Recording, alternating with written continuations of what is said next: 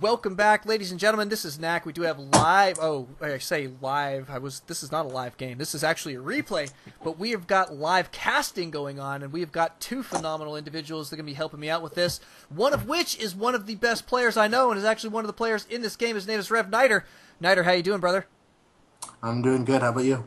Doing phenomenal. I'm so glad to have you on. It's been a little while since we've had a chance to hang out. You've got a really busy lifestyle these days, man. You're joining up the best teams in the world and making big waves in StarCraft, isn't that right? Yeah, that's the plan, man. that's the current plan, what I'm doing, but yeah. Well, it's great stuff. And another person we have on the line here is Goku. Goku, one of my great friends. He's been playing in my Bronze Silver tournament, but unfortunately for him, he is leagued up due to all of his hard practice and hard work, and no longer going to be able to do that. So how you doing, brother? I'm doing good.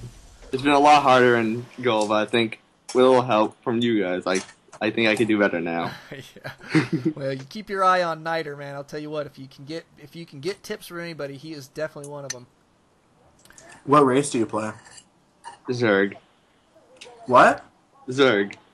Oh, just make more roaches. A move. Make roaches. A move. Insta win, brother. It's the answer for everything. Oh, I'm just kidding. You do need to do more than just A move, but you'll be fine. And so in this matchup here, I understand from Knighter that this is a fairly crazy matchup. Is that right? Yeah, it's a pretty good game. Yeah, well, you guys will see what'll happen. I won't spoil it for you, but overall, it just shows that good micro and lots of practice. You can beat GMs with one less gateway. Right. Now, Fierytycoon is ranked 111 GM, isn't that right? Yeah. So that's good stuff. Looks like he's starting with a fairly standard opener here. Looks like Knighter doing the same thing.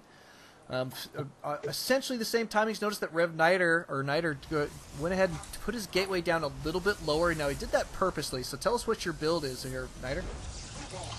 Wait, sorry, what? My gateway being a bit later. I always 13 gate. Yeah, I'd rather the extra 10 minerals and a little bit later a gate because I like to play defensive in PvP until it depends on the map, but on every map except for Tal'Darim, I'll go for 2-gate Robo, and then I'll get a Warp Prism out first, and I do like a lot of harass with that, and then I just kind of stay in my base. So that's why I 13-gate, because I'm a defensive player in PvP. So gotcha.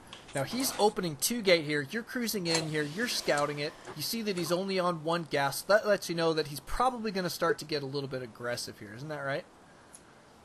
Well, 1 gas is an immediate telling card that it's going to be either a Warp Prism 4-gate or a straight-up 4-gate. And since it's being Antigua, the odds of him not 4-gating are pretty low. But the fact that he got a second gate... We're on Tal'Darim. Yeah. Oh, okay. Oh, man, I can't talk and watch at the same time, so just ignore half the stuff I say. Gotcha. Sorry, my bad. My point is, though, when I saw the 2 gateways, that's an immediate telling card. Also, though, that he's getting gas. Like, Tal'Darim, it's almost always a 4-gate, but the fact that he got 2 gates out means he's going gas because it's just what you do. Right. But he ended up not getting gas, but that's just like, it's not a mistake, but he kind of like changed his mind. So he's kind of probably trying to throw me off with the 2 gates because he's like, oh, I'm going to fake the defensive 4-gate because 3 Stalker Rush, off 2 gates, that's basically to deny a 4-gate. And so I think he was just trying to play mind games with me. I see. And really all it did was delay his warp gate by like 3 or 4 seconds, so it's really not a huge deal, and it's kind of smart. Right. But now, Goku, I got a quick question for you. I just want to test your knowledge here. Now, why is it on Tal'Darim is 4-gate generally the answer in a PvP? Do you know why? It's a very simple answer. Because the ramp is so open, and it's very easy against the enemy base. That is exactly right. There is no ramp. Now, notice what Knighter's doing here, though, in the meantime. He cruises out here. He's taking care of business. Now, how many of those stalkers did you snipe there, man? It was 3 Stalker versus 3 Stalker. I got 2 of his and lost 1 of mine. Pretty much what I was doing with those Stalkers, it was just to deny. Well, I knew that he went for a 3 Stalker Rush also, but I'm pretty confident in my micro, so I was like, I'm probably going to kill more of his Stalkers, which I did. But the bigger point was for me was I was trying to fake my 4-gate. And what it does is it buys me a little bit of time. It didn't buy me much time, but it bought me about 30 seconds, which is enough time to get a Robo up and stuff. The Robo actually doesn't finish in time, but it's just kind of, usually it will. Right. Now, he's on his full-fledged 4-gate. He did lose his first forward pylon, but he's already warping in a lot of units. Notice he's warping them in outside his base there. It's a nice spot to do it, but he's going to be cruising forward here, and we are going to see a forward pylon. He's got that probe headed out that way. And so, I mean, he's going full-fledged 4-gate push here. And notice, oh, wow, look at what Knighter's doing with his units. He's got them already in a concave there. That's the best possible defense you can mount here at the entrance to this, to Tal'Darim's main. Don't you think, Knighter? Yeah, well, like, you need the concave. It's not like, it helps a lot, but sometimes you can't do it, so don't, like, rely on it. Right. The biggest thing, in PvP, Zealots are OP, so you get lots of them. Like, honestly, if it's, like, earlier in a 4-gate battle, I'll get, like, 1 or 2 Stalkers and a lot of Zealots, because Zealots do more damage.